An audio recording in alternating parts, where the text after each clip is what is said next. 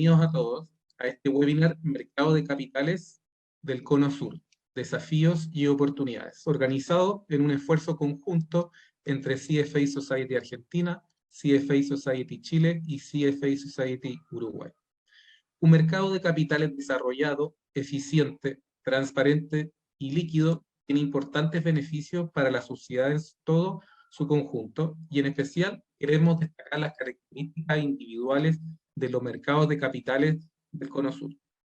Cómo ha afectado la pandemia, las medidas particulares de cada país para contenerla y los desafíos de cada uno para transformarse en un mercado de capitales más eficiente. Para esto, tendremos 3 expositores líderes que nos aportarán con su experiencia y visión. Solange Bernstein, presidenta de la Comisión del Mercado Financiero en Chile; Alberto Astrada, presidente de la Comisión de Promoción del Mercado de Valores de Uruguay; y Matías Izaza, director de la Comisión Nacional de Valores en Argentina. El formato de este webinar será presentaciones individuales que serán entre 15 y 20 minutos, y luego, terminadas las 3 exposiciones, los speakers responderán preguntas preparadas por miembros de las sociedades a los expositores. Entonces, aquí una breve presentación de nuestra primera speaker, Soledad Bernstein. Solange es una economista académica chilena, fue gerente de la División de Política Financiera del Banco Central de Chile entre los años 2017 y 2022, superintendenta de pensiones durante los gobiernos de los presidentes Sebastián Piñera y Michelle Bachelet. Actualmente se desempeña como presidenta de la Comisión del Mercado Financiero. Solange es economista de la Universidad de Santiago y tiene un doctorado en economía de la Universidad de Boston, Estados Unidos. Solange, por favor, adelante con tu presentación. Muchas gracias, y gracias por la invitación a comentar sobre este tema tan relevante para nuestros países. ¿Me avisan si están viendo ya mi pantalla? Perfecto, muchas gracias. De acuerdo a la agenda y a los que se nos pidió comentar, vamos a pasar primero entonces por una descripción general del mercado de capitales en el caso de Chile en particular, luego lo que significó el estrés para el sector financiero en el contexto de pandemia y cómo esto se enfrentó, y los desafíos luego de corto, mediano y largo plazo. Partiendo entonces por la descripción del sector financiero en el caso de Chile.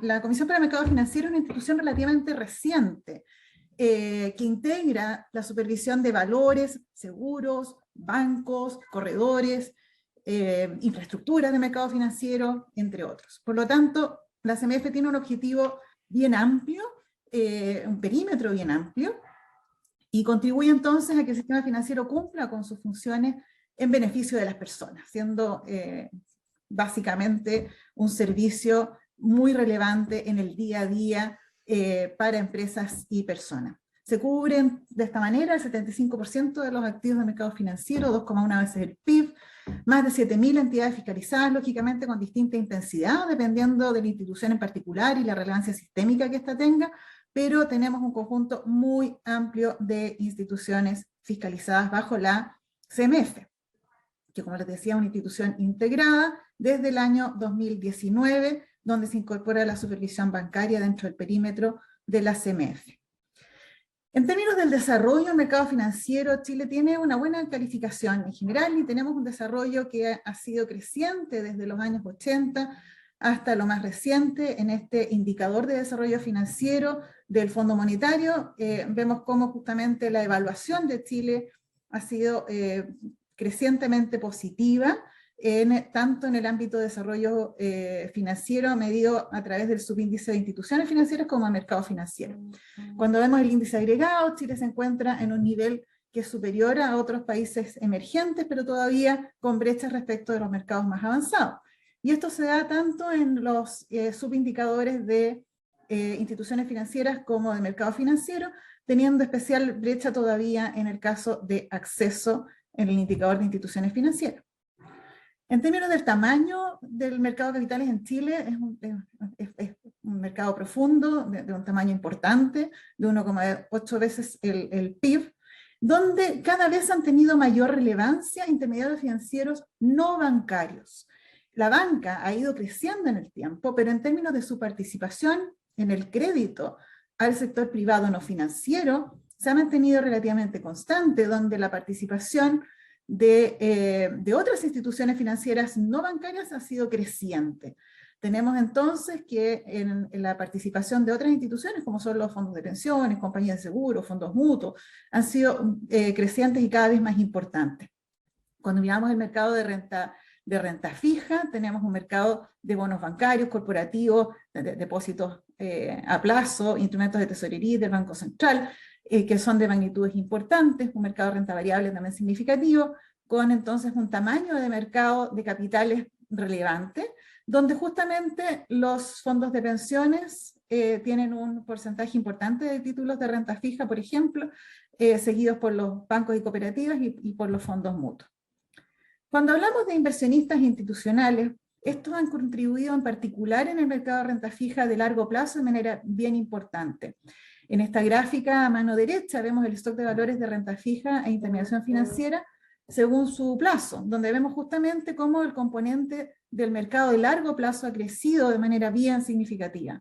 Fondos mutuos, compañías de seguro, fondos de pensiones y de inversión tienen inversiones de largo plazo, en algunos casos mayor, pero justamente por su perfil de riesgo y horizonte de inversión, y en otros menor. En el caso de las compañías de seguro y fondos de pensiones, tienen un especial sesgo a demandar mayores instrumentos de largo plazo. En el caso de la banca, tienen una demanda de instrumentos de tesorería y de Banco Central mayor, justamente para hacer gestión de liquidez o tener garantías para las ventanillas de descuento del Banco Central.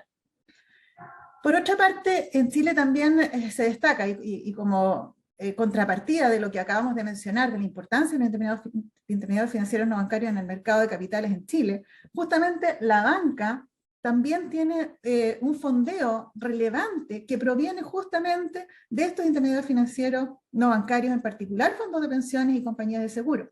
Como se ve en la gráfica de la derecha, que esto viene del reporte del Financial Stability Board, donde se comparan distintos países y vemos cómo en Chile parte importante del fondeo de la banca viene de fondos de pensiones y compañías de seguro y fondos mutuos. Por lo tanto, una parte relevante del crédito de largo plazo que entrega la banca a hogares y empresas está financiado a través de la emisión de instrumentos de más largo plazo que finalmente adquieren los fondos de pensiones y compañías de seguro. ¿Qué pasó entonces en el contexto de pandemia? La crisis sanitaria fue una crisis de gran magnitud, no solo para Chile, sino que para muchos países. Aproximadamente un 80% de los países tuvo una caída muy relevante en el Producto Interno Bruto en el año 2020. Y en el caso de Chile, claramente, esta fue una caída muy significativa, con una recuperación bien rápida, en parte justamente por las medidas que se adoptaron, que vamos a comentar en un minuto, pero claramente esta recuperación también ha venido con desafíos relevantes, justamente porque viene la recuperación, pero al mismo tiempo todavía las restricciones sanitarias han generado un impacto relevante en la cadena de suministro, y a esto se le suma el tema de la guerra en Ucrania, y sin duda hoy día entonces tenemos un escenario desafiante, al cual se nos suma entonces una presión inflacionaria inusual en el caso de Chile. Las políticas públicas ayudaron a contrarrestar los efectos de la crisis sanitaria y se implementaron una serie de medidas, y destacar algunas de ellas que tienen que ver justamente con el comportamiento del mercado del crédito, con el rol que tuvo el sector financiero en la crisis sanitaria, que justamente como es una crisis que tiene su origen en un problema sanitario en el sector real, el sector financiero no estuvo en el origen de la crisis, y en este caso, de hecho, cumplió un rol importante para justamente mitigar los impactos y salir adelante proveyendo de liquidez a empresas y hogares y poder entonces resolver problemas en el más corto plazo.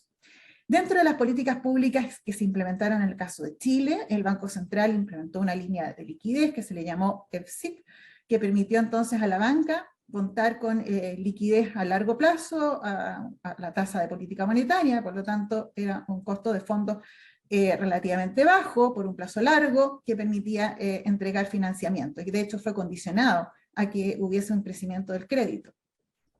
Además, se implementaron medidas especiales regulatorias por parte de la Comisión para el Mercado Financiero y un programa de garantías estatales, el programa FOGAPE del Ministerio de Hacienda, que requirió un cambio de ley. Lo que vemos en las gráficas de la derecha es cómo el crédito se comportó en este ciclo, donde vemos que sin el programa FOGAPE, si descontamos el programa FOGAPE, el crédito habría caído de manera bien sustantiva, y eso no fue así tanto en monto como en número de operaciones. Ahora, si bien durante la pandemia tuvimos este comportamiento del crédito inusual, contracíclico, digamos, y que permitió salir adelante con liquidez para los distintos actores, cuando vemos las distintas carteras, las colocaciones bancarias se comportaron de manera bastante distinta. Al mirar la cartera, por ejemplo, de comercio exterior, tuvo una caída muy importante en su tasa de crecimiento, así como la cartera de consumo, justamente porque hubo otras medidas que dieron liquidez a los hogares, que permitieron que los hogares no tuviesen que recurrir al crédito. Por lo tanto, el crédito de consumo se contrajo de manera importante durante la crisis, a diferencia del crédito comercial, que permitió a las empresas acceder a liquidez, donde justamente estaban activos tanto el programa del Banco Central, entregando liquidez a la banca, como a su vez las garantías estatales que estaban operando y permitían reducir el riesgo de estas operaciones para los intermediarios. A esto entonces se suma un contexto de tasas de interés muy bajas durante la pandemia y que ahora han ido subiendo de manera relevante de la mano de la tasa de política monetaria y el control de la inflación que está teniendo el Banco Central, justamente de una política monetaria justamente más contractiva en un escenario en el cual la inflación pasa a ser un problema del cual hay que hacerse cargo. Ahora, los retiros de fondos de pensiones generaron liquidez en las familias, porque este fue otro de los elementos que distinguió al caso de Chile en la forma en las cuales se abordó el tema de la crisis sanitaria y las necesidades de financiamiento de las familias, fue justamente a través de retiros de los fondos de pensiones. Y esto tuvo un impacto en la estructura de nuestro mercado, en las formas de financiamiento de la banca, en la composición del mercado de renta fija.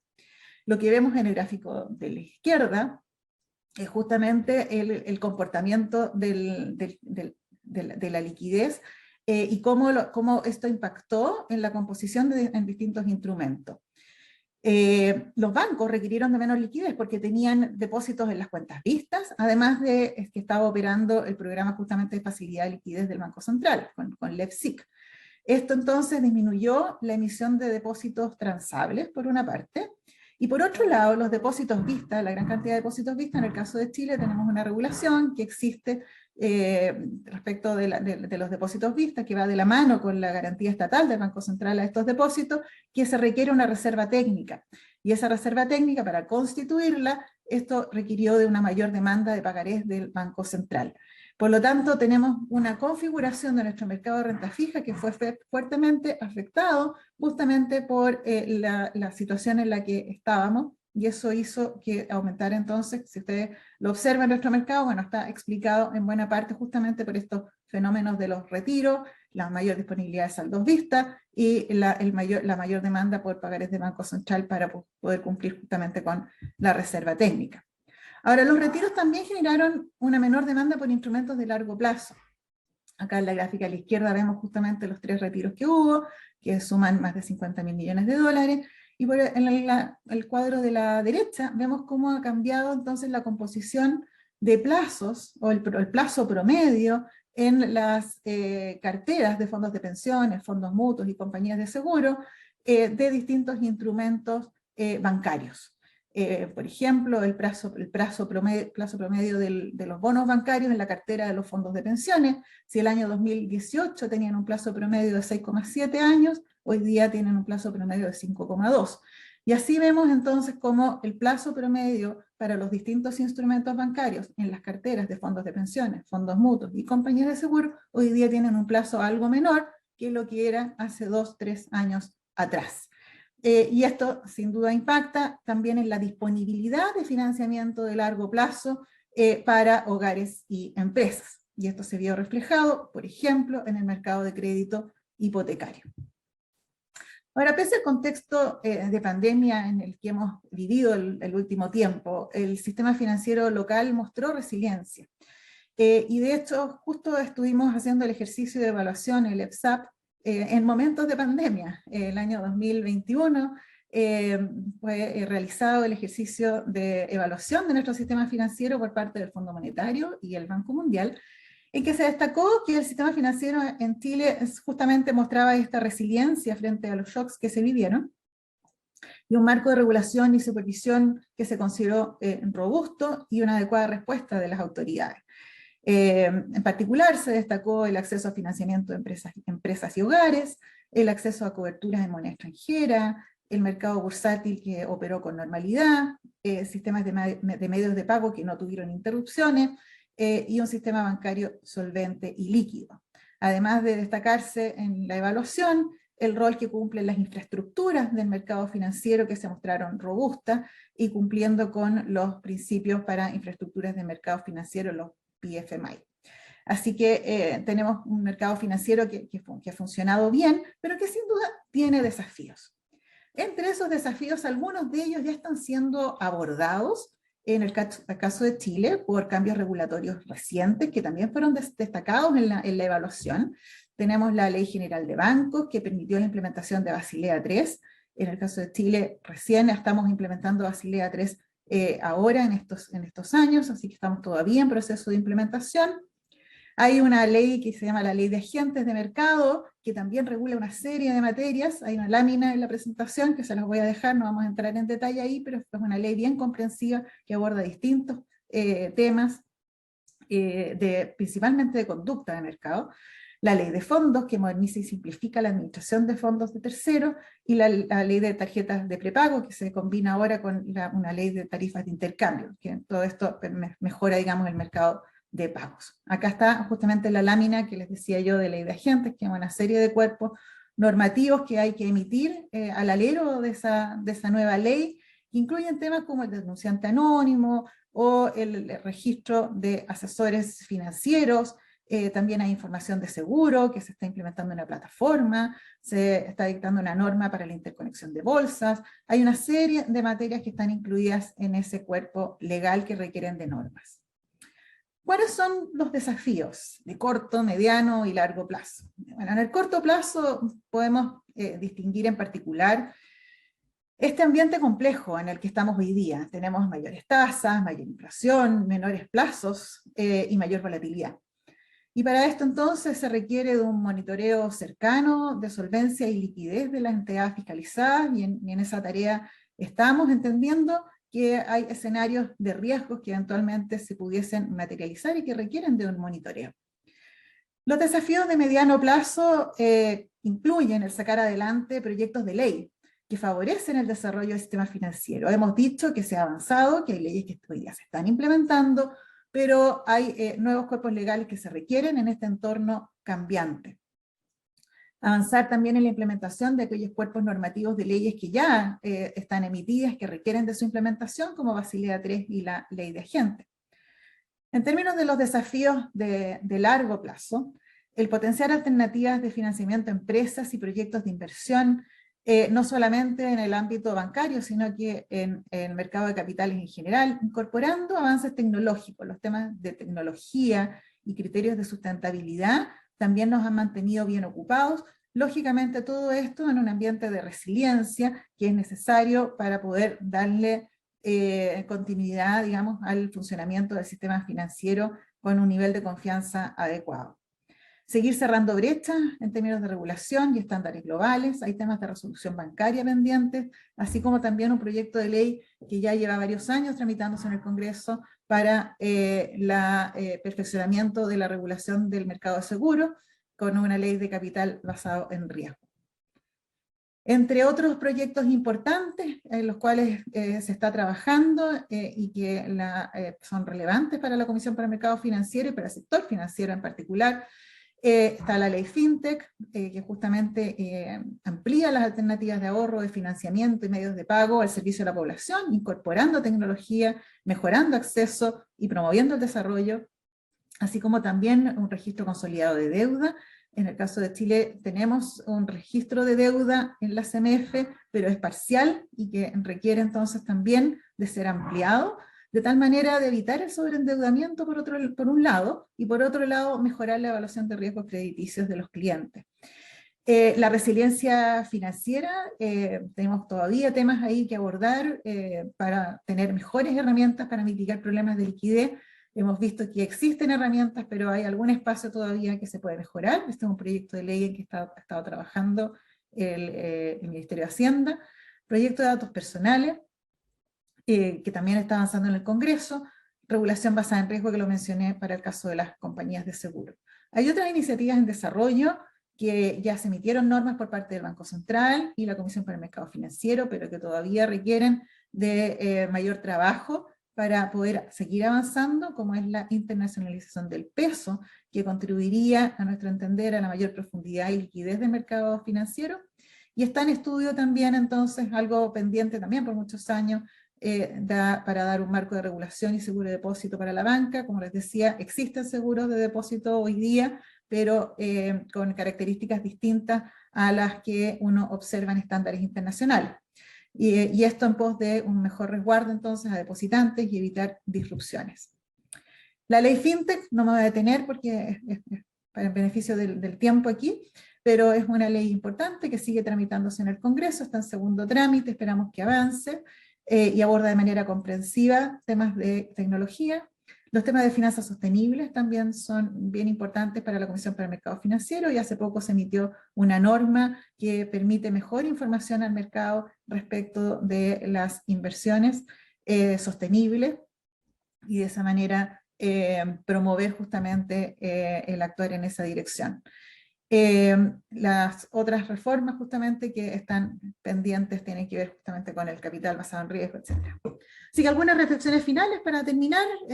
Decíamos entonces que Chile cuenta con un sistema financiero profundo y sólido, ha mostrado resiliencia, contribuyó de una buena forma a ir avanzando y superando los impactos que tuvo la crisis sanitaria.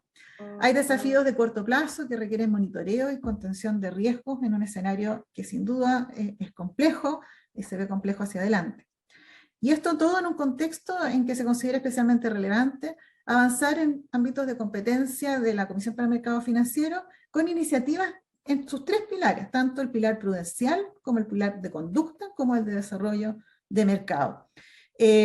Así que tenemos muchas tareas todavía pendientes en las cuales estamos trabajando, que incluyen tanto cerrar brechas, como por ejemplo hablábamos hace un minuto de los temas de resolución bancaria, o los temas de regulación de las compañías de seguro, o de mayor resiliencia con instrumentos o herramientas de liquidez, pero también con temas emergentes, como son los temas de tecnología, ciberseguridad y cambio climático. Así que son varios los desafíos hacia adelante para tener un mercado de capitales profundo y que cumpla el rol en la sociedad que todos esperamos. Muchas gracias. Muchas gracias, Solange, por tu presentación. Sin duda, el actuar de la CMF y de los reguladores locales ayudaron a estabilizar mucho el mercado financiero chileno. También se aprecia la muy ocupada agenda que tienen hacia adelante para mejorar nuestro mercado de capitales. Más adelante continuamos con algunas preguntas contigo. A continuación, presentaremos al expositor de Argentina, Matías Izaza.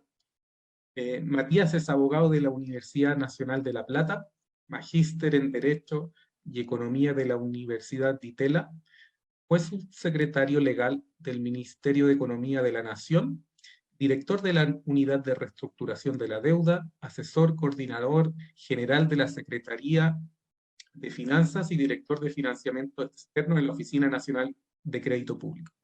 En la provincia de Buenos Aires fue director de Análisis Jurídico y Financiero. Actualmente es director de la Comisión Nacional de Valores de Argentina. Muchas gracias por estar aquí, Matías, y por favor adelante con tu exposición. Bueno, muchas gracias, Hugo, por la presentación. Muchas gracias a CFA por la invitación y el ámbito y la oportunidad de poder contarles qué estamos haciendo desde la Comisión Nacional de Valores para fomentar y desarrollar el mercado de capitales argentino. En primer lugar, quería dedicar unos minutos, no voy a usar una presentación, pero quería dedicar unos minutos a contarles qué es la Comisión Nacional de Valores o qué ámbito de competencia tiene. La Comisión regula básicamente el mercado de capitales, la oferta pública de títulos valores y la participación de los agentes del mercado, desde 300 y algo de agentes de liquidación y compensación, es decir, los brokers, dealers del mercado, toda la industria de fondos comunes de inversión, todos los agentes productores y demás agentes vinculados a la operatoria de títulos valores, también a los idóneos, que son, digamos, el título digamos, la condición de idoneidad que se exige a cualquier persona física que desee prestar asesoramiento financiero en el mercado.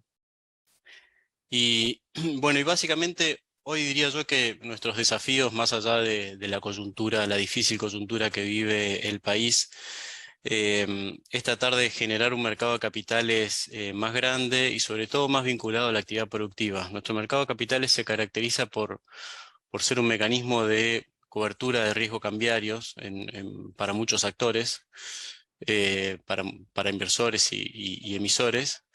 Y lo que estamos buscando es justamente tomar medidas que extiendan eso hacia actividades de carácter más productivo. En ese sentido, puedo mencionarles que en los últimos años vinimos desarrollando distintas regulaciones tendientes a generar nuevos productos de inversión colectiva para sectores específicos, como puede ser el desarrollo inmobiliario, la infraestructura pública, la infraestructura privada también, los vehículos de venture capital. Es decir, fuimos creando normas específicas para cada uno de estos sectores, estableciendo pautas adecuadas a la manera en que operan esos distintos sectores económicos, permitiéndoles financiar proyectos a través del mercado de capitales, cosa que en Argentina ocurría muy poco y realmente vemos, por ejemplo, en el caso puntual del desarrollo inmobiliario, la verdad que han sido vehículos muy utilizados. Eh, y vemos cada vez más proyectos y propuestas presentadas al organismo para justamente canalizar financiamiento, canalizar excesos de liquidez hacia, bueno, en este caso, proyectos inmobiliarios, también lo mismo para la infraestructura tanto pública como privada, ¿no? En ese marco también, y ya vinculándome un poco más al tema de las finanzas sustentables, creamos una normativa específica para los productos de inversión colectiva sustentable, es decir, creamos una figura de fondos comunes de inversión ASG, que va un poco de la mano de toda la política que el organismo viene llevando adelante desde el 2018, desarrollar y fomentar el mercado de capitales, un mercado de capitales más verde, más sustentable y que pueda servir como mecanismo de reducción de la brecha de financiamiento que van a exigir las medidas de cambio climático que son sumamente necesarias para el país y para el mundo en general. En ese marco, la verdad, el mercado de capitales ha tomado una clara, un claro liderazgo en Argentina y esto fomentado tanto por el regulador como por los mismos mercados.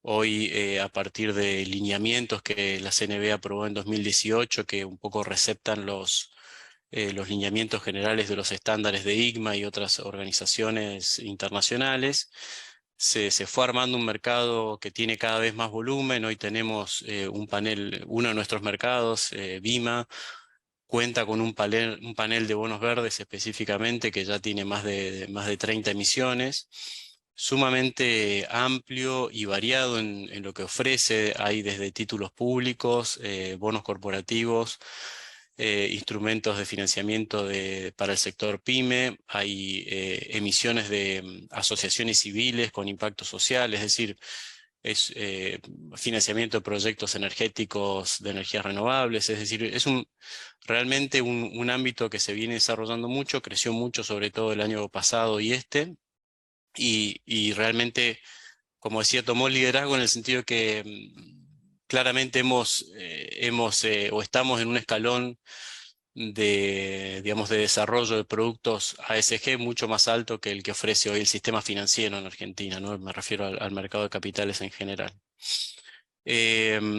Por otro lado, también obviamente como reguladores estamos muy atentos a detectar riesgos que no están debidamente regulados y tomar medidas en consecuencia. En ese sentido, quería simplemente mencionar alguna normativa que sacamos el año pasado respecto al objeto a las actividades económicas que los agentes, los brokers en Argentina pueden hacer.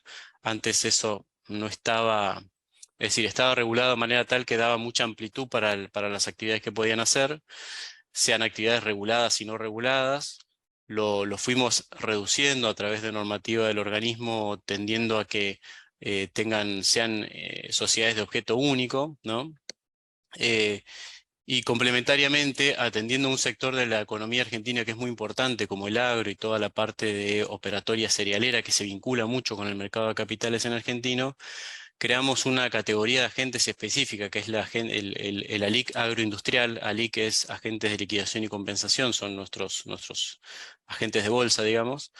Y en ese marco creamos esta figura de ALIC agroindustrial, que tiene una exigencia patrimonial y de liquidez sustancialmente más grande que las ALICs comunes, y que, bueno, justamente lo que viene a atender es problemas que vimos en el pasado, bastante comunes, de transferencias de riesgo de esos agentes que operaban en dos mercados distintos, el mercado financiero y el mercado agropecuario, cruzando riesgos. Digamos, lo que justamente buscamos es limitar esa operatoria y incrementar sustancialmente los requerimientos patrimoniales para los agentes que quieran seguir haciendo eso. Obviamente eso está en proceso, el mercado o los agentes están en proceso de adecuación, tienen un plazo todavía este año para poder decidir si se transforman en ALICs de objeto único, o aquellas que puedan, porque tengan la capacidad patrimonial, optar por la opción de transformarse en un agente, una ALIC agroindustrial. En igual sentido, me refiero al manejo de riesgos, estamos también trabajando, acabamos de poner en consulta pública una regulación tendiente a establecer la manera en que pueden vincularse con el mercado de capitales ciertas plataformas de operatoria de títulos de corto plazo para pymes que están creadas recientemente a partir de una ley del año 2018 y que funcionan totalmente fuera de la esfera de control de la Comisión Nacional de Valores. Bueno, estamos sacando justamente o pusimos en consulta pública una norma para establecer la posibilidad de que esas plataformas se vinculen a los mercados y puedan quedar bajo la órbita de CNV, y de esa manera asegurar sobre todo una operatoria transparente, con revelación de precios y con las pautas de seguridad y garantía para los inversores que el mercado de capitales establece. También en el marco de lo que es la protección a los inversores, venimos con una política muy fuerte de monitoreo y de control de casos de oferta pública irregular. Con la crisis, una de las consecuencias que vimos a partir de la crisis financiera o de la crisis económica y social que vive nuestro país, fue el repentino surgimiento de muchísimos casos, sobre todo a través de las redes sociales, de supuestas promesas de inversiones de alta rentabilidad, no reguladas por la Comisión, ni por el Banco Central, ni por alguna actividad, con el uso de las redes sociales, como decía, con el uso de figuras conocidas en el país que promocionan estas plataformas, y la verdad que ha habido grandes estafas. Y bueno, CNV ha actuado en consecuencia, denunciando estas estafas penalmente en algunos casos, en otros intimando al cese de la oferta pública irregular, obviamente cuando caen dentro de la órbita del organismo, es decir, cuando ofrecen públicamente negocios que se vinculan o que se instrumentan a través de títulos valores. Eso también viene acompañado de una política muy fuerte de federalización, de acompañamiento a los gobiernos provinciales en el control de este tipo de actividades, y sobre todo de los poderes judiciales de las provincias, que son quienes tienen que controlar estas actividades, o digamos que canalizar las denuncias penales o los demás hechos que lleguen a la justicia. En ese sentido, CNV se transformó en un agente clave para poder brindar información y conocimiento respecto a lo que estas plataformas están haciendo, ¿no? Por otro lado, bueno, quería también comentar un poco en mayor detalle una medida reciente, un lanzamiento que hicimos recientemente, que es el Hub de Innovación, también en línea con atender este tema de las, digamos, del surgimiento de las nuevas tecnologías, de la creación de nuevos productos financieros a través del uso de la blockchain y demás herramientas innovadoras. CNV, sin contar hoy con un marco normativo, diría, que contemple específicamente estos instrumentos, hemos decidido, sin perjuicio de eso, lanzar un hub de innovación a través del cual, de alguna manera, estamos ofreciendo al sector privado acercarse al organismo, traer sus proyectos de manera bien estructurada, con un procedimiento concreto de análisis por parte del organismo de esos proyectos y de acompañamiento, ¿no?, a los privados que tengan proyectos innovadores, de manera tal de poder determinar, primero, si son negocios que deben ser regulados por el organismo, es decir, si caen dentro de las definiciones básicas de estar canalizando un negocio financiero a través de títulos valores, como prevé nuestra ley de mercado de capitales, y si van a hacer uso de la oferta pública. Y después ayudándolos a encuadrar debidamente esos proyectos, digamos, a encontrar la mejor manera de canalizarlos y de poder eventualmente ofrecerlos al público. El Hub lo lanzamos hace un mes y medio más o menos.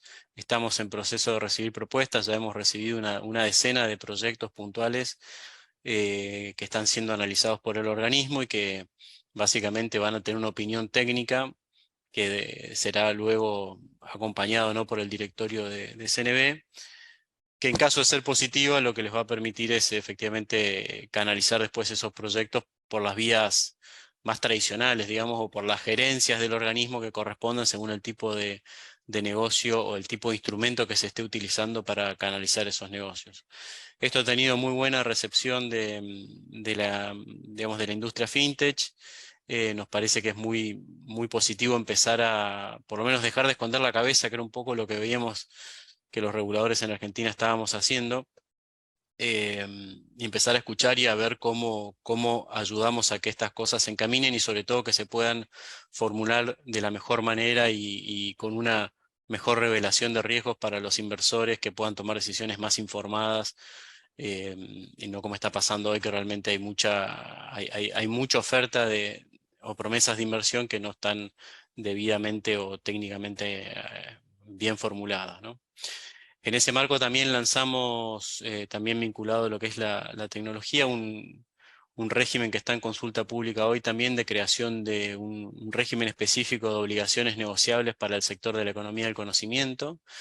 Nuestro país, bueno, tiene una ley de economía del conocimiento que les permite a las empresas que son elegibles al régimen obtener ciertos beneficios fiscales y impositivos.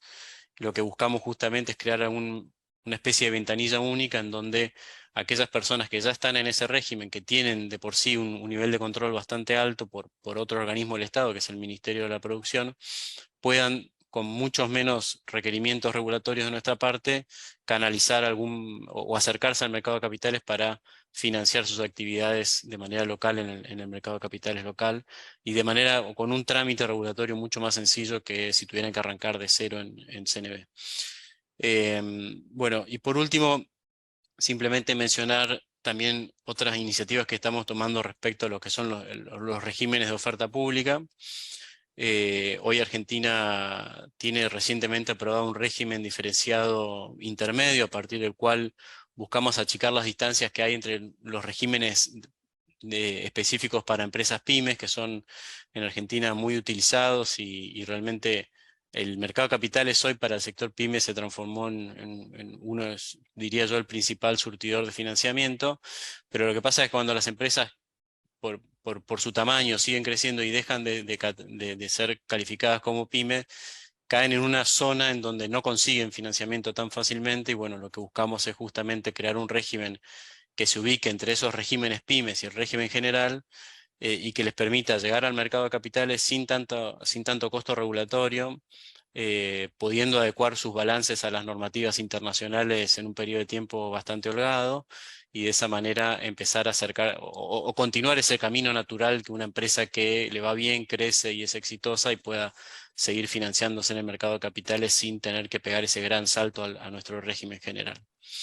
También sacamos hace poco un régimen de doble listado para acciones extranjeras, con la cual buscamos también canalizar o capturar, sobre todo diría yo, empresas de capitales nacionales, pero que están abiertas o cotizando en el exterior. Hay sectores específicamente en donde esto pasa mucho, como el minero. Recientemente estuvimos en una feria minera muy importante en Canadá, acompañado de 6 gobernadores de distintas provincias mineras en Argentina. Y lo que está pasando es que muchas de esas empresas, si bien están constituidas en el exterior, hacen negocios en la Argentina y hacen explotaciones en la Argentina. Sin embargo, los inversores argentinos no pueden invertir en esos proyectos, salvo que digamos, puedan invertir desde el exterior en mercados de acciones del exterior o de deuda del exterior. Entonces lo que buscamos es que esas empresas puedan, de un trámite muy sencillo, también validar la oferta pública de sus acciones en el país y dar de esa manera la posibilidad a los inversores locales de invertir en ellas, y a las empresas obviamente también de poder conseguir financiamiento local para sus proyectos, ¿no? Bueno, otro punto muy importante que también lo vinculamos a lo que es el desarrollo del Hub de Innovación. Estamos trabajando en un régimen de oferta privada que Argentina no tiene hasta ahora, lo tiene autorizado por ley, pero nunca se reguló, a través del cual lo que buscamos también es que bajo ciertos parámetros y apuntando a una cantidad reducida de inversores o inclusive a inversores que sean calificados, se puedan hacer ofertas públicas restringidas, ofertas privadas, digamos, de negocios financieros que no tengan que pasar por CNB, como muchos países del mundo lo tienen, que no tengan que ser autorizados por el regulador. Vemos que eso es muy requerido hoy por las empresas, y sobre todo probablemente creemos o estamos convencidos de que va a ser muy útil también para canalizar pequeños proyectos de innovación que puedan agregar valor al mercado y que funcionen también como si bien fuera del ámbito de la CNB, funcionen con actores regulados por el organismo, es decir, que haya de alguna manera un control indirecto a través de la participación de actores que efectivamente CNB o de agentes que CNB controla. Así que bueno, no me extiendo más, así dejamos tiempo a Alberto también para hablar. Muchas gracias, Hugo. Gracias, Matías. Interesante ver la muy activa agenda de la Comisión de Valores en Argentina. Destacable lo del aumento del perímetro regulatorio y la protección del inversionista pequeño. Lo que han hecho también en inversión sustentable me parece destacable. Y creo que también podríamos en la ronda de preguntas profundizar también en esta relación pública y privada que ha dado mucho fruto en Argentina. A continuación, nuestro siguiente speaker, Alberto Estrada, de Uruguay, nos presentará la visión sobre su mercado. Alberto es uruguayo y licenciado en Economía, cuenta con más de 25 años de experiencia en el mercado financiero argentino también, donde se desempeñó como director de mercado, banca corporativa y banca de inversión en el Banco BBVA, también como gerente general del mercado abierto electrónico. Actualmente se desempeña como presidente de la Comisión de Promoción del Mercado de Valores de Uruguay. Bienvenido, Alberto, a esta charla y por favor adelante con tu exposición. Muy bien, buenas tardes a todos. Muchas gracias a CFE por la invitación. La verdad que para mí es un placer y un honor estar como speaker en este evento y compartiéndolo con personajes de la altura de Matías y de Solange, ¿no? Es un honor para mí y para el Uruguay sobre todo. Voy a compartir brevemente, si me permiten, una presentación. Ahí creo que se ve bien, ¿verdad? Muy bien. Primero que nada tengo que hacer un disclaimer. A ver si pasa esto, un segundo. Ahí. A ver, esto es un pequeño índice de lo que vamos a conversar, los antecedentes de la Comisión de Promoción de Mercado de Valores, el mercado de valores del Uruguay de la situación actual, su potencial y desarrollo, para el desarrollo y su crecimiento, y algunos planes que se van adelante desde la Comisión. El disclaimer que quería hacer, que me parece importante, es aclarar que la Comisión de Promoción de Mercado de Valores no es el ámbito, no es el regulador del mercado. O sea, a diferencia de la Comisión Nacional de Valores de la Argentina o la Comisión de Mercados Financieros de Chile, que sí son el ámbito regulador o es el regulador del mercado, la Comisión de Promoción en Uruguay no es el ámbito de regulación. El regulador en Uruguay es el Banco Central del Uruguay a través de la Superintendencia de Servicios Financieros.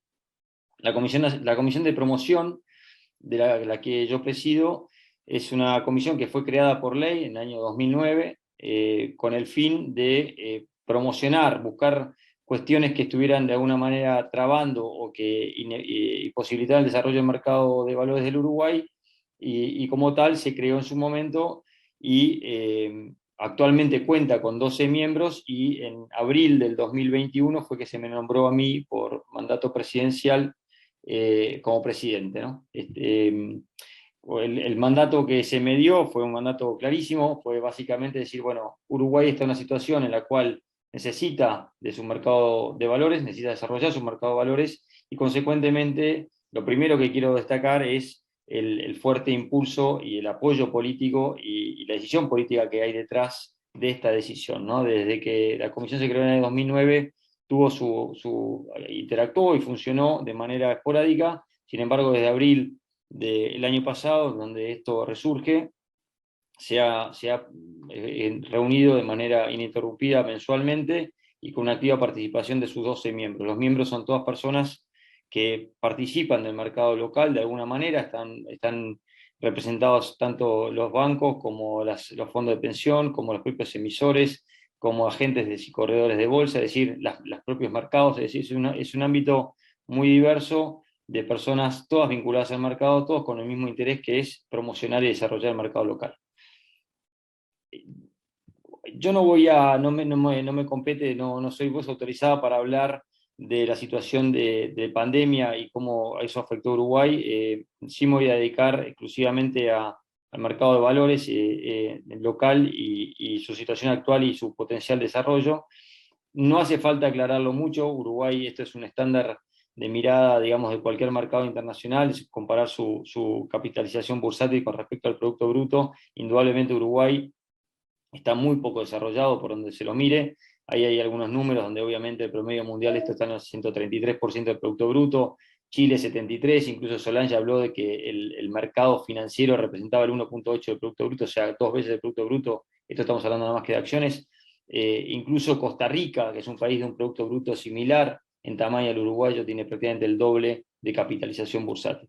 Esto es acciones. Podríamos incluso mirar lo que es el mundo de la renta fija, y en el mundo de la renta fija nos encontramos que Uruguay también es un mercado poco desarrollado. Indudablemente hay mucho de transacciones, pero mucho de ello está concentrado en instrumentos vinculados al propio gobierno o a letra de regulación del Banco Central, mucho de emisiones primarias y muy poco de mercado secundario. Incluso si uno evalúa el monto outstanding que existe hoy de instrumentos privados de renta fija, no alcanza ni siquiera al 8% del Producto Bruto. Es decir, es un mercado de valores muy poco desarrollado, indudablemente, yo diría muy incipiente. Y bueno, y esa es la función y ese es el rol que se me ha pedido llevar adelante y que estamos buscando hacerlo desde la Comisión de Promoción desde el año pasado. Indudablemente, acá voy a comentar un poco el razonamiento, que obviamente no ha sido únicamente mío, sino que ha sido fundamentalmente de las autoridades a la hora de encarar este proyecto de manera más seria y buscando el verdadero desarrollo del mercado. ¿Cuál fue el racional de todo esto? ¿Cuál es el potencial que indudablemente tiene Uruguay para efectivamente poner en marcha ese potencial o ese desarrollo de su propio mercado? Indudablemente esto hace que, voy a achicar un poquito acá, lo estoy viendo todos a todos y no veo mi presentación. Ahí está. Indudablemente hay que mirar el sistema financiero como tal. Uruguay tiene, como dije, unos 60.000 millones de dólares en Producto Bruto, hay unos 11 bancos actualmente funcionando en el mercado, y indudablemente un activo fundamental que tiene el país es que prácticamente el 30% de su Producto Bruto está en fondos de pensión, ¿no? Y que esto es indudablemente un activo muy, muy importante para el país. A su vez, hay una diversidad de empresas no bancarias dentro del mercado operando, lo cual eso también hace pensar de que, bueno, son alternativas y son personas que están buscando el financiamiento alternativo para distintos emisores. Cuando pensamos o hablamos del ahorro voluntario, y para ir un poquito más en profundidad en términos de pensar en la demanda y en la oferta, que si existe o no existe en un mercado como Uruguay para el propio desarrollo del mercado, uno mira el ahorro voluntario y indudablemente hay que ir a mirar los depósitos bancarios. Cuando uno mira el total de los depósitos bancarios son unos 37.000 millones de dólares, es decir, prácticamente el 60% del Producto Bruto. Esto es una economía altamente bancarizada para lo que es el estándar latinoamericano y de países emergentes indudablemente. El 95%, esto es aún más significativo, 95-96% de los depósitos son del sector privado, es decir, acá no hay una participación fuerte de depósitos estatales o públicos, sino que es el propio sector privado quien mantiene sus ahorros voluntarios en el sistema bancario local. Cuando vemos los saldos vista, vemos que el 85% de los depósitos son saldos vista, y no solamente eso, sino que son el 52% del Producto Bruto. Es decir, acá hay datos muy relevantes con respecto al sistema bancario uruguayo en términos de la composición de sus depósitos y cómo hoy están administrados. Y no solamente eso, en lo que hace los saldos vista en moneda extranjera, estos son 25.000 millones de dólares y representan el 42% del Producto Bruto. Es decir, hay una masa de ahorro, de dinero en el sistema local muy, muy importante, indudablemente uno podría decir con una cierta demanda insatisfecha con respecto a productos de inversión, porque es muy alto los saldos vista que se mantienen, ¿no? Y sobre todo en moneda extranjera. Vemos también por parte de la demanda, pensando en parte de demanda también, el mundo de los fondos previsionales, el ahorro previsional, que son las famosas AFAPs, son 17.000 millones, como dijimos antes, casi el 30%, o prácticamente el 30% del Producto Bruto del país. Ahora, cuando vamos a analizar un poco la composición de las carteras de esos fondos de pensión, vemos que el 55% de esos fondos están colocados en valores públicos. Esto es bastante razonable, dado lo que es el tamaño de los propios fondos y del país del que se trata. Y cuando vamos a mirar lo que son emisiones de empresas públicas y privadas, es decir, cuánto los fondos previsionales colaboran o participan del crédito alternativo al bancario sobre el sector privado, vemos que esto suma apenas el 6,3% del producto. Es decir, de nuevo, es un sistema previsional con un altísimo porcentaje sobre el Producto Bruto, lo cual implica es un valor, es un activo muy importante para el país y para todos los uruguayos, con una potencial demanda insatisfecha de productos de inversión de vuelta, uno analizando la cartera que actualmente tiene. Es decir, que adicionalmente a lo que vimos de los ahorros voluntarios y de los ahorros previsionales, Uruguay cuenta con otro enorme activo, que es una figura que fue creada ya hace muchos años, que son los asesores de inversión, los gestores de portafolio, que están radicados físicamente, estos son individuos o son empresas chicas financieras que están radicadas físicamente en el Uruguay y que administran, que además son agentes regulados por el propio Banco Central, es decir, que están registrados, están controlados, están mirados, pero que administran, de acuerdo a números del Banco Central, casi unos 31.000 millones de dólares adicionales, es decir, 50% adicional del Producto Bruto Uruguayo. Estos son clientes no residentes en su 90 y largo por ciento, ¿no? Es decir, es gente que asesora a clientes no uruguayos, pero físicamente sentados en oficinas en el Uruguay. Si vemos el mundo de emisores, para ver un poco la contracara de esta demanda, por decirlo de alguna manera, bueno, de vuelta, vamos a ver lo que es el crédito bancario en Uruguay, pensando en financiamiento alternativo a través del mercado de valores, y vemos que el crédito bancario representa el 28% del producto, es el 45% de los depósitos del sistema, y con respecto a las empresas, son el 62% de los créditos y el 17% de lo que es el Producto Bruto. Es decir, es un crédito relativamente bajo para estándares más internacionales, pero donde existe cierta holgura aún vinculada a lo que es el sistema de depósitos, ¿no?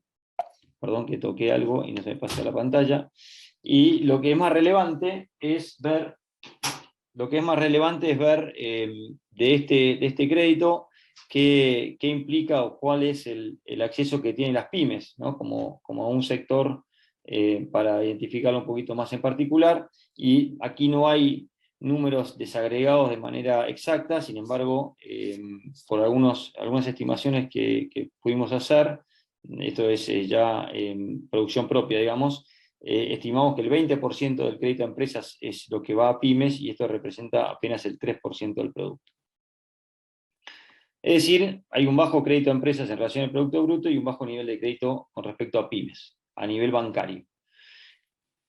Entonces, fuimos a ver qué significa el segmento pymes para el Uruguay, ¿no? Uruguay es un país chico, es un país de 60.000 millones de dólares de producto, en donde cuando uno empieza a mirar cuál es la composición empresarial, el mapa empresario del país, bueno, hay una importante cantidad de empresas registradas, pero son muy pocas las que tienen más de 100 empleados, es decir, son pocas las empresas grandes. Entonces, el mundo pyme pasa a tener una relevancia importante en ese sentido, es decir, el 99% de las empresas radicadas o registradas en el país son consideradas micro, pequeñas o medianas empresas, y no solamente eso, sino que en materia de empleo, son las que emplean al 65% de la población económicamente activa en el sector privado. Es decir, es un segmento altamente importante.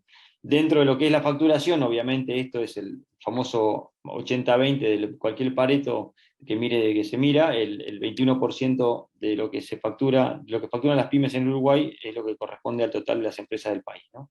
Pero en términos de cantidad de emisores y lógicamente de ubicación geográfica incluso dentro del país y la cantidad de rama que tiene en términos de empleo es un segmento importante y por eso fuimos a mirarlo y analizarlo desde el punto de vista de nuestro diagnóstico del mercado, ¿no?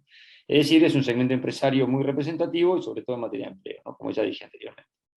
Entonces, buscando un poco concluir sobre el potencial que vimos en su momento, hay una economía muy bien bancarizada, es decir, el uruguayo es un ahorrista que utiliza el sistema bancario por naturaleza, es un sistema, adicionalmente es un sistema muy sólido, las pymes representan el 99% de las empresas y se emplean el 65% de la población, hay una industria de fondos de pensión sumamente relevante y que es además un activo, yo diría activo con mayúsculas para el país, esa industria.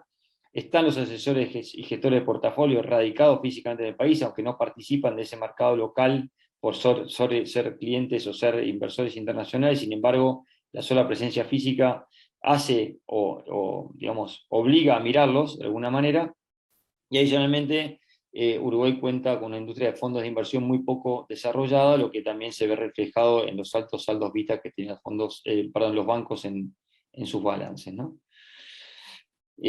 Yo diría que entonces cuando empezamos a mirar esto dijimos, bueno, evidentemente hay condiciones para el desarrollo marcado, es como que la oferta y la demanda se pueden visualizar, tanto en lo que es el ahorro voluntario como el previsional, y no solamente eso, sino que además pensamos que Uruguay, a todo esto se le suma una extraordinaria historia de institucionalidad, de libre acceso y movimiento de capitales, de una división de poderes muy, muy relevante a estándares internacionales. Entonces, ¿por qué no pensar en un país como Uruguay que pudiera eventualmente transformarse, haciendo sus deberes obviamente, en un hub financiero regional, imitando lo que quizás han logrado países chicos en Europa, pero que han sido sumamente exitosos y que indudablemente aportan al desarrollo de la economía en general, ¿no? Y ese fue un poco nuestra visión, nuestro desafío inicialmente. Con eso elaboramos un plan de acción que está actualmente en ejecución dentro de la comisión, en donde tomamos varios pilares como fundamentales. En primer lugar dijimos, bueno, tenemos que revisar lo que es el mundo de la oferta pública, y acá vuelvo un poco a lo que también comentaba recién Matías, en buscar adaptar las exigencias regulatorias al tipo de emisores. Indudablemente Uruguay, que cuenta con el 99% de sus empresas siendo pymes, necesita adecuar sus exigencias regulatorias en materia de oferta pública al tipo de emisor potencial con el que cuenta. y bueno, y de esa manera aumentar la oferta de producto de inversión. Luego también pensamos y nos pusimos a trabajar en el mundo de fondos de inversión, es decir, los fondos de inversión son un activo extraordinariamente relevante, y cualquier mercado desarrollado cuenta con una industria de fondos de inversión súper relevante. Eso yo lo vi personalmente desarrollarse y funcionar de esa manera en Argentina, en donde incluso son instrumentos que terminan favoreciendo el propio crecimiento de la banca.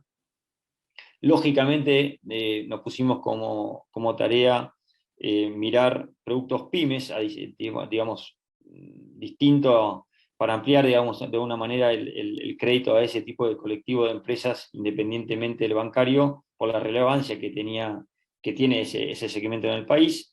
Y otras cuestiones que no voy a entrar en detalle en esta presentación, pero que sí vale la pena mencionar, que es temas como la infraestructura del mercado. O sea, hay una necesaria revisión con respecto a eso. O sea, Uruguay es un mercado chico y lógicamente tiene que tener una infraestructura de mercado que sea muy dinámica, muy ágil, muy eficiente en términos de ejecución, en términos de costos, y eso hace que sea necesario revisarla. Indudablemente es un pilar fundamental si uno quiere aspirar, incluso como es mi aspiración personal, de que algún día Uruguay pueda verse en esa situación de ser un hub financiero regional.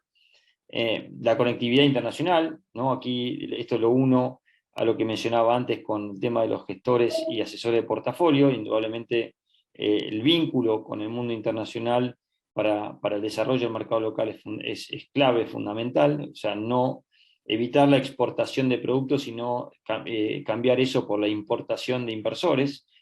Las finanzas sustentables. Uruguay está inmerso en un marco, dentro de lo que es el marco mundial de la sostenibilidad, e incluso hoy rankea extraordinariamente bien, yo diría en el tope del ranking de países en lo que hace al ENVI, ajustado por ESG.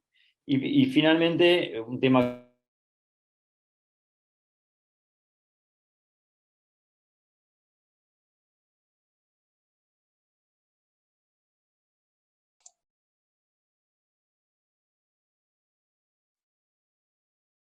y que se conozcan las virtudes de un mercado de valores más dinámico y desarrollado.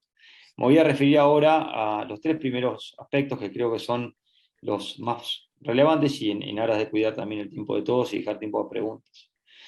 En materia de oferta pública, lo que identificamos es un poco lo que mencionaba también Matías hace un ratito, que están buscando hacer en Argentina, ¿no? Es decir, ajustar los requerimientos regulatorios al tipo de emisor y emisión potencial que puede existir en un país como Uruguay. Indudablemente, los tiempos de respuesta, los costos de emisión, que a veces son altos por la propia exigencia regulatoria, y que los tamaños de emisión potencial no son capaces de absorber, cuestiones también vinculados a la existencia de emisores de emisiones privadas, que a veces eso hace, uno hace, de alguna manera se plantea de que habiendo esas posibilidades, cómo no poder desarrollar un mercado de oferta pública en situaciones similares, ¿no? Obviamente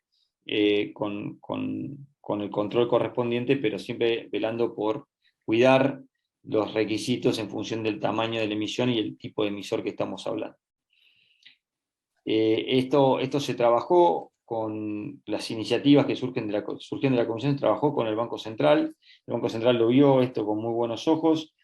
Trabajamos en conjunto en una modificación que ya existía de una reglamentación vinculada a emisiones simplificadas, un poco lo que mencionaba Matías que quieren hacer en Argentina, con lo cual ahí Uruguay puede dar un poco de ejemplo a los países vecinos más grandes. Y estamos ya, yo diría, en vísperas de una nueva normativa vinculada a emisiones simplificadas con oferta pública, que lo que busca es justamente esto, ¿no? Es ajustar los requisitos regulatorios al tipo de emisor, de manera tal de vincular más a las pymes, que son la enorme mayoría de las empresas, como vimos en el país, a que se acerquen al mercado de valores como una forma alternativa de financiamiento al bancario. En materia de fondos comunes, indudablemente acá hay varios temas de más índole tributario que se observaron, que hacen que la industria hoy de fondos sea un poco más chica, menos desarrollada. Existen sí fondos abiertos y están en funcionamiento. Sin embargo, cuando uno piensa en el desarrollo de la industria de fondos y pensando ya más en instrumentos que puedan colaborar al desarrollo de infraestructura o de inversores inmobiliarias o tipo de fondos cerrados para algún tipo de industria en particular, bueno, ahí nos encontramos con algunas complejidades que de nuevo se han planteado todas y bueno, se están estudiando de manera tal de plantear modificaciones. Esto lógicamente, hacer temas más tributarios requiere también de un análisis mucho más específico, más a fondo y de un tratamiento eventualmente parlamentario posterior.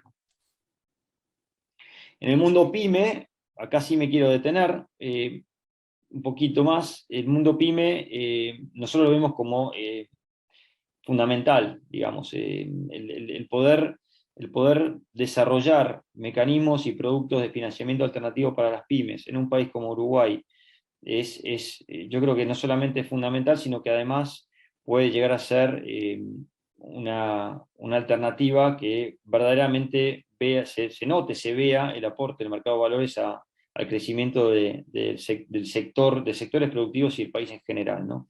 Entonces, acá fuimos a mirar distintos ejemplos de éxito, modelos de éxito que existen en la región. Tenemos la ventaja como Uruguay que bueno, venimos un par de pasitos atrás de algunos hermanos más grandes y consecuentemente acá no hay que tratar de inventar mucho la pólvora, sino que ir ahí viendo qué fue lo que hicieron otros y que lo hicieron de manera exitosa. Y hay distintos modelos de financiamiento a pymes que han sido exitosos en la región, como es la negociación de cheques avalados en Argentina y la negociación de facturas electrónicas en Chile, que nace en Chile, pero luego lo copia Perú, Colombia y recientemente lo ha copiado también Costa Rica. Y por distinta índole, no quiero entrar ahora en tema, se analizó los dos modelos y consideramos que para Uruguay el modelo chileno de negociación de facturas electrónicas es un poco más viable, un poco no, es más viable, y es mi ilusión y mi expectativa poder lograr implementarlo de manera similar en Uruguay.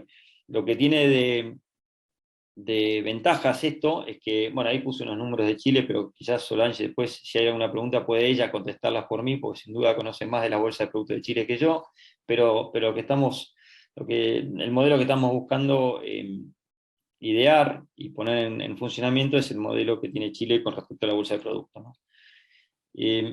Uruguay tiene algunas ventajas para la implementación de este tipo de sistemas. En primer lugar, es que ya existe una ley de facturas electrónicas, es decir, el instrumento ya está operativo y ya el 50% de las empresas del país lo utilizan y, de acuerdo a los datos de la DGI, esas facturas electrónicas representan más del 80% de la facturación mensual que la propia DGI procesa. Es decir, de nuevo, con el colectivo de empresas que ya utilizan este instrumento, hacen al grueso de la facturación. Consecuentemente, la factura electrónica podría transformarse indudablemente en un instrumento de financiación a pymes si se logra hacer de manera ágil, dinámica, rápida, eficiente, etcétera, como es el sistema chileno. Obviamente esto requiere de ajuste, de tratamiento legislativo y sobre todo una enorme coordinación, ¿no? Acá hay mucho de trabajo entre distintas áreas y organismos del propio Estado que hay que trabajar. O sea que no es algo de corto plazo, pero es un poquito más un desafío de mediano y largo plazo en el cual estamos abocados. Y yo, si te parece bien, Hugo, cortaría acá para dejar tiempo a preguntas de los oyentes. Muchas gracias por la invitación nuevamente. Muchas gracias, Alberto. Sí, la verdad que también se ve bien ocupada la agenda de Uruguay en este sentido y ahí increíble también el trabajo que hicieron en revisar los casos de éxito y poder ver cuál más se ajustaría a su realidad. A continuación, vamos a pasar a la ronda de preguntas. Estas preguntas las revisamos miembros de las tres sociedades. La siguiente la hará Fabián Ibarburu, presidente de CFA Society Uruguay.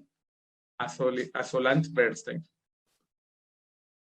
Hola, ¿cómo le va? Hola, ¿qué Bueno, tal? muchas gracias. Hola, Solange. Muchas gracias a Matías, Alberto, a Solange por acompañarnos y gracias a participantes. Estaba viendo ahí Uruguay, gente conocida, miembros del CFA Society, gente de la Bolsa Electrónica, del Banco Central, de la prensa también, de administradores de fondos de inversión, unos cuantos inversores, así que gracias por acompañarnos. Es un grupo de participantes muy interesante.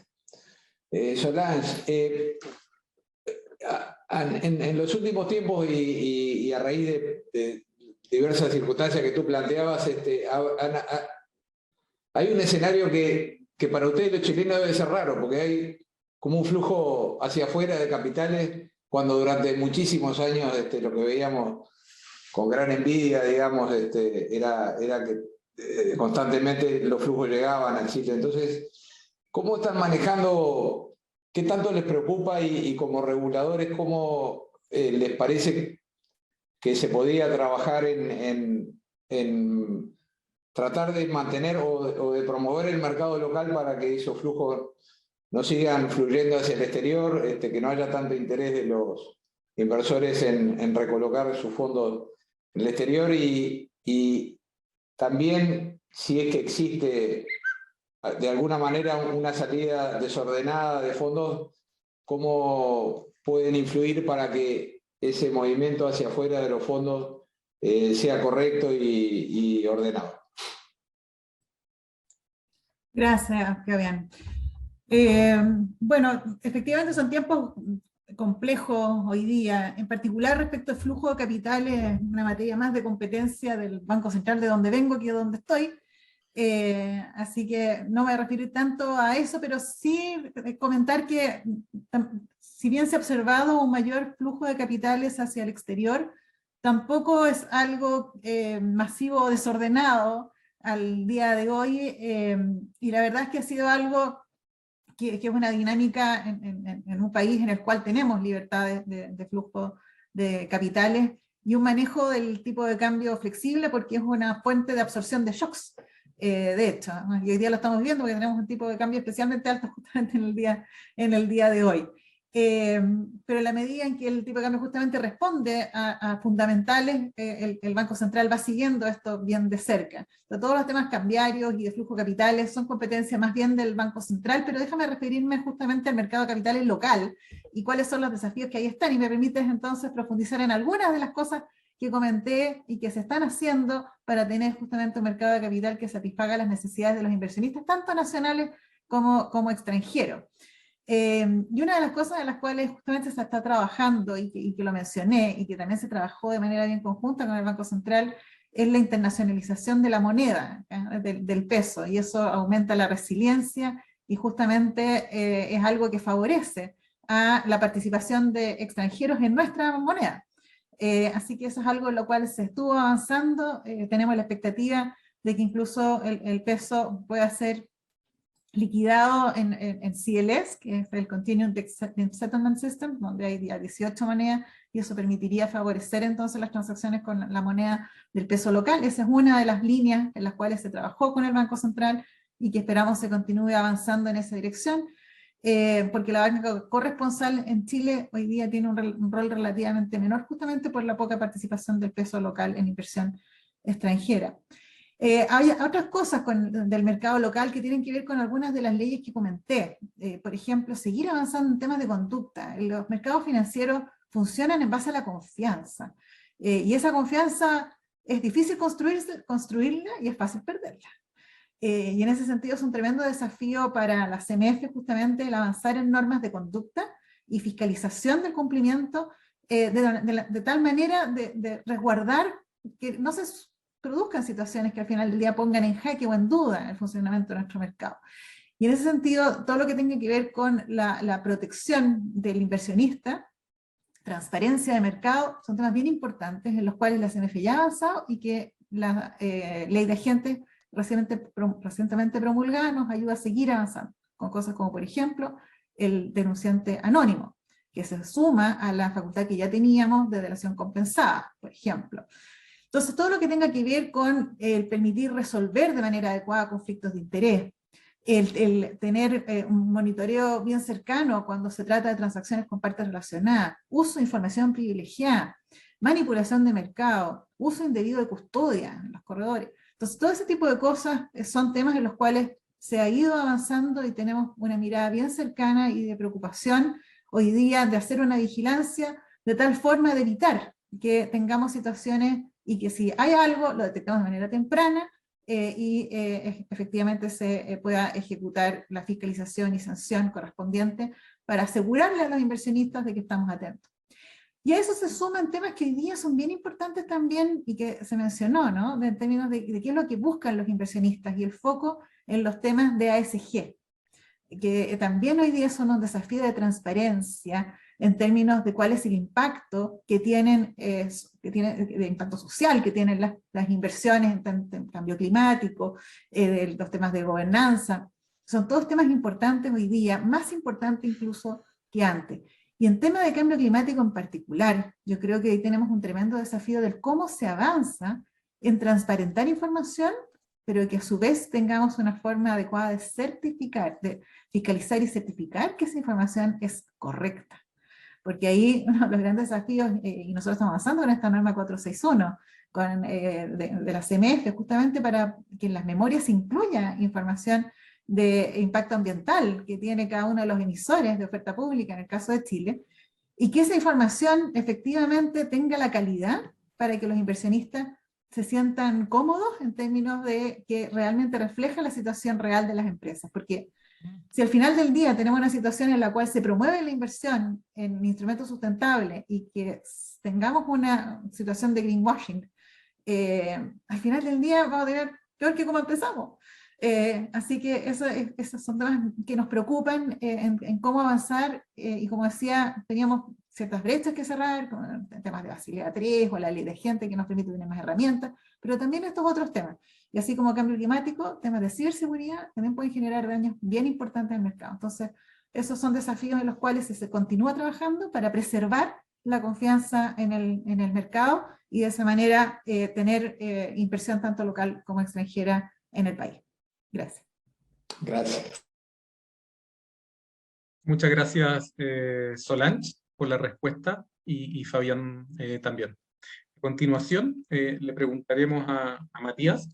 Matías, por el tiempo, por favor, yo creo que en 4 o 5 minutos, si te puedes tomar, sería ideal. Algo nos mencionaste tú en tu exposición, ¿ya?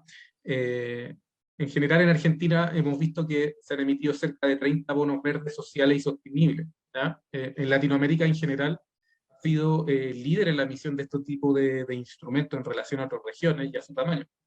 ¿Podría explicar un poco la experiencia de Argentina, en especial, lo que también mencionaste, entre el trabajo conjunto que hay entre el ente privado y el público para lograr estos objetivos?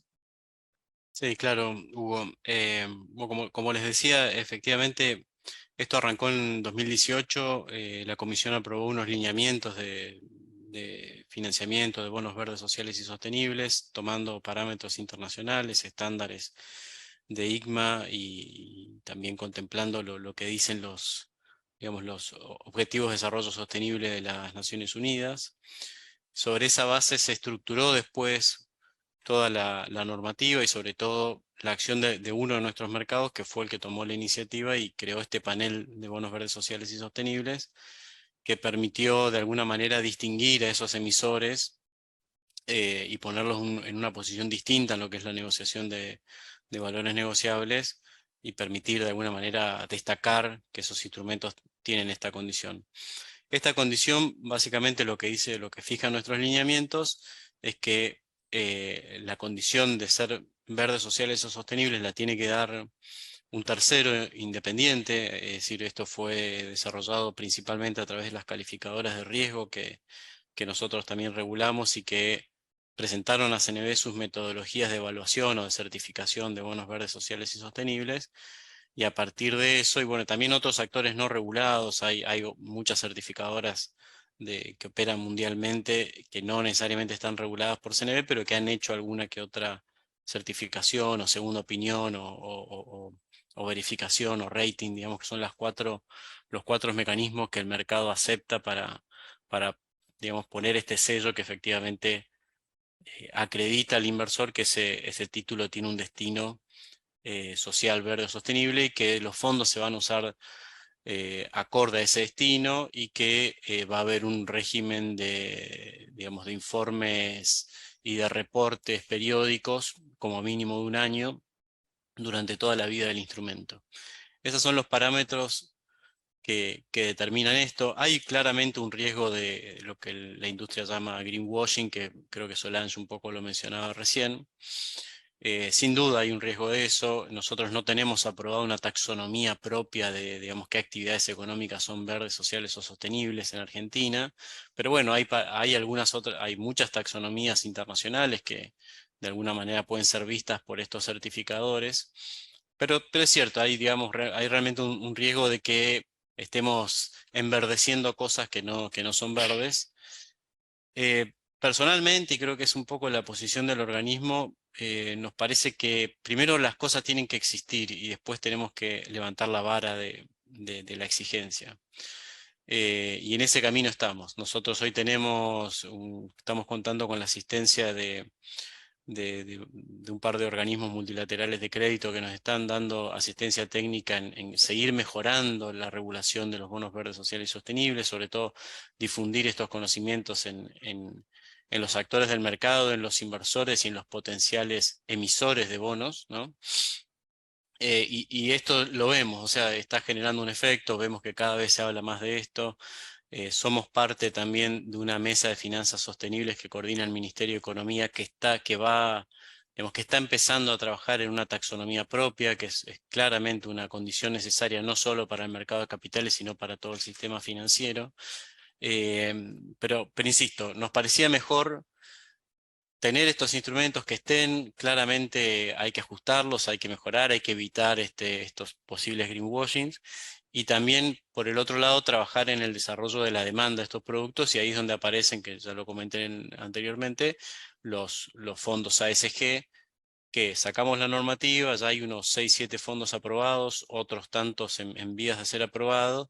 Algunos de ellos ya están fondeados, tienen muy poquitos fondos todavía, no están administrando un patrimonio relevante, pero de alguna manera se están armando, y esos fondos son los que naturalmente, obviamente cualquier inversor los puede comprar, pero son los que naturalmente van a estar buscando estos instrumentos para armar sus carteras. Así que bueno, ahí estamos en un camino que obviamente lleva tiempo y no es para nada fácil, ¿no? Muchas gracias, Matías. La siguiente pregunta y la última ya por el tiempo para Alberto. Me llamó mucho la atención lo que nos presentaste sobre la importancia de los asesores de inversiones externos en Uruguay. Sin duda la relación, ¿cierto?, de este asesor al mercado local no se da en otros países de la región.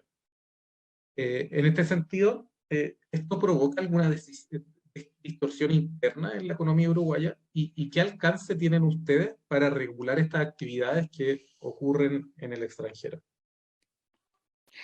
Hugo, mira, primero, como te dije yo al principio, nosotros, la Comisión de Promoción no regula. Eso como primer dato.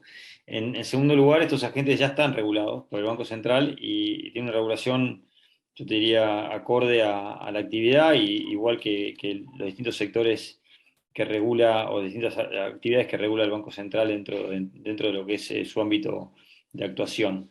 Indudablemente que si estos actores sentados o radicados geográficamente en el país, pero que administran fondos del exterior, tuvieran acceso irrestricto al mercado local, de igual manera que lo tuviera un corredor o de bolsa local, indudablemente ahí estaríamos generando distorsiones, y esa no es para nada la idea. O sea, lo que hay que pensar, y esto es, digamos, yo lo mencioné como una tantas de las distintas fuentes de posible demanda de instrumentos para el mercado local.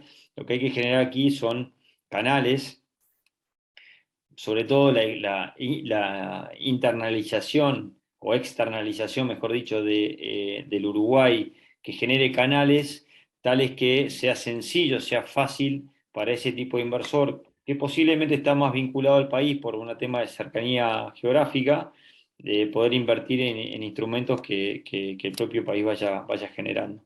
Esto hay que pensarlo, hay que estudiarlo, no es un tema sencillo, indudablemente las distorsiones existen. Uruguay además tiene una política muy estricta en términos de estándares internacionales con respecto a cómo generar impuestos o cómo tratar impositivamente a las personas, y es en ese sentido es absolutamente ecuánime en términos de si sos residente o no residente y si estás comprando el mismo instrumento, ¿no? Entonces no se puede hacer algo tampoco que implique una diferenciación por tipo de impositivo, que de alguna manera no genere esa distorsión, porque en ese sentido Uruguay no lo permite o no está dispuesto a hacerlo. Consecuentemente lo que hay que buscar son canales, vincular ese tipo de inversor de manera con canales que sean fáciles para el inversor por esas inversiones. Aún honestamente no hemos encontrado la vuelta, es un tema que tenemos que seguir trabajando. Muchas gracias, Alberto.